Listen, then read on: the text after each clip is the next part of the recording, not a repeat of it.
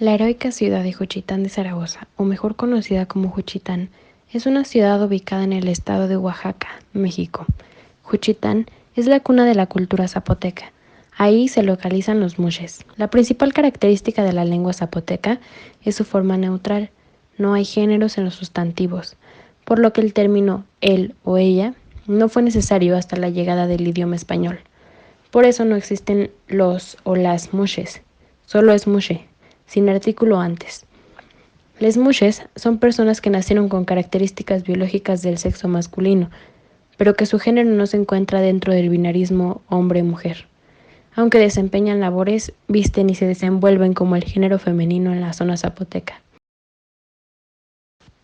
David Greenberg, en su libro La construcción de la homosexualidad, nos dice que en la época prehispánica, el dios Xochipilli pudo haber sido una deidad que dentro de su tutela tenía el papel de proteger a las personas con preferencias por personas del mismo género. El hecho de aceptarse homosexual, sobre todo siendo un hombre, podía acabar en la muerte a menos que se pidiera la protección del dios, lo que implicaría comenzar a usar ropa femenina y realizar trabajos destinados a las mujeres. Es poco lo que se sabe sobre la disidencia sexual de esta época, pero de tener razón lo citado y mencionado anteriormente, existe un grupo de personas en quien prevalece este antiguo ritual, las y los mushes de Oaxaca, en donde se calcula que hay aproximadamente 3000 mushes en la región. Dentro de los cánones actuales, la gente podría pensar en un grado de travestismo o identidad queer, nada lejos y al mismo tiempo cerca de la realidad.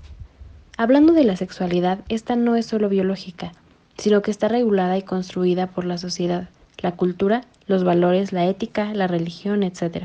Al buscar en internet acerca de las personas mushes, hay solo una cosa en común, la romantización de las mismas. Páginas oficiales como las de la UNAM y el gobierno mexicano afirman que esta comunidad es 100% aceptada y amada.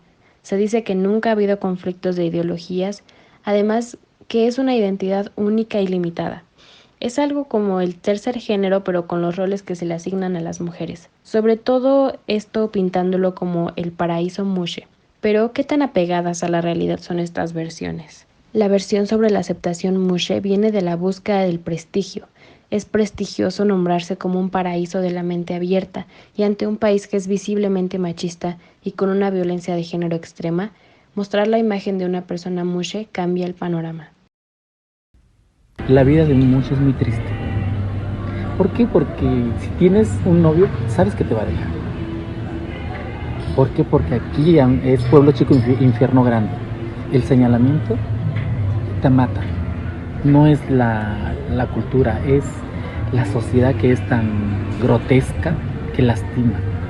Y hay muchas compañeras que prefieren ser invisibles, que prefieren pasar desapercibidas, que prefieren no generar morbo por el miedo, por el temor a las críticas, a que les vayan a hacer algo, porque desafortunadamente aquí todavía, como dicen, acá es el paraíso de los muchos, no, aquí existe el machismo, existen hombres que se burlan de ti, que te golpean, que te pues, maltratan, ¿no? Y que piensan que porque tú estás trabajando a lo mejor en una cantina tienen el derecho de insultarte, de tratarte peor que una basura, ¿no?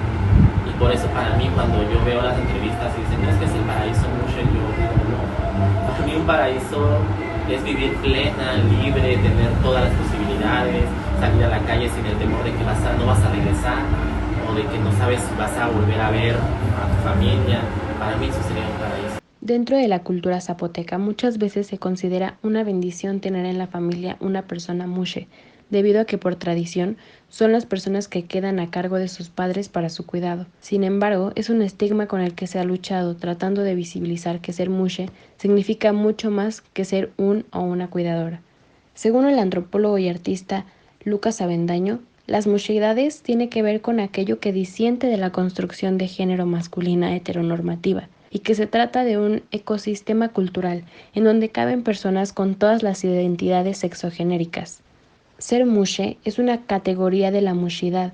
El equivalente femenino de la categoría mushe sería un ingui, que sería mujer hombreada, que es aquella mujer que disiente de la construcción de la feminidad y adopta conductas y roles masculinos. La mushidad es una identidad cultural, un conjunto de construcciones de la identidad prehispánica en torno a lo no normativo, pero esto no significa que todas las personas mushes se identifiquen como un tercer género. La mushidad acoge a ese conjunto de individuos que forman parte de la disidencia. El reconocer como un tercer género a una mujer mushe y trans, lejos de tratarse de inclusión, es un ejemplo de transfobia. A partir de 1930, cuando vino el proceso postrevolucionario de México, hubo al mismo tiempo un proceso de construcción de la mexicanidad. A partir de 1930 ya no había pueblos indígenas, solo existía la mexicana o el mexicano, y conllevó que todo aquello que hiciera alusión al pueblo originario era considerado símbolo de retraso, de no progreso, y sobre todo como aquello que se anteponía a la construcción de la mexicanidad. Precisamente las personas mushes tampoco encuentran una inserción en este sistema. En el libro Estigma, la identidad deteriorada, de Erving Goffman, publicado originalmente en 1963, trata sobre el concepto de estigma social y cómo afecta la vida de las personas que lo padecen. Según Goffman, el estigma social es una característica o atributo que se considera vergonzoso o deshonroso dentro de una determinada sociedad. Goffman examina cómo los estigmas afectan a la identidad de las personas y cómo éstas se ven obligadas a desarrollar estrategias para protegerse y adaptarse a su entorno social. También analiza cómo los estigmas son utilizados por las personas para discriminar y marginar a aquellos que consideran diferentes, características que vemos presente en la comunidad mushe. El estado de Oaxaca, junto con algunos medios, presentan información falsa sobre esta comunidad, celebrando su identidad pero negando la realidad a la que se enfrentan en todos los ámbitos de su vida, haciendo que, lejos de mostrar la diversidad que presumen, solo se invisibiliza la homofobia con la que luchan hasta el último día. Fíjate cómo es que la sociedad te dice, yo viendo unas necesidades, es que son del tercer género. O sea, yo soy mujer, mi identidad de género es de mujer, yo me identifico así. Pero aquí, te vuelvo a repetir, la misma sociedad te lo inculca. En el texto de Cueto Quintero se observa la resistencia a través de la identidad y el cuerpo en la población afro y a través de la música champeta. Desde la comunidad mushe se puede observar un ejemplo parecido, quienes resisten ante una sociedad que limita sus oportunidades laborales y sociales, recluyéndolos y aislándoles de la dinámica social regular, pero a la cual resisten y cuestionan a través de nombrarse mushe, de su identidad como persona disidiente, del cuestionar la cis-heterosexualidad obligada. En definitiva, el paraíso mushe no existe. Sin embargo, efectivamente hay una región en Oaxaca donde los registros culturales dan pie a otras formas de comportamiento alejadas de lo estrictamente establecido por el sistema sexo-género.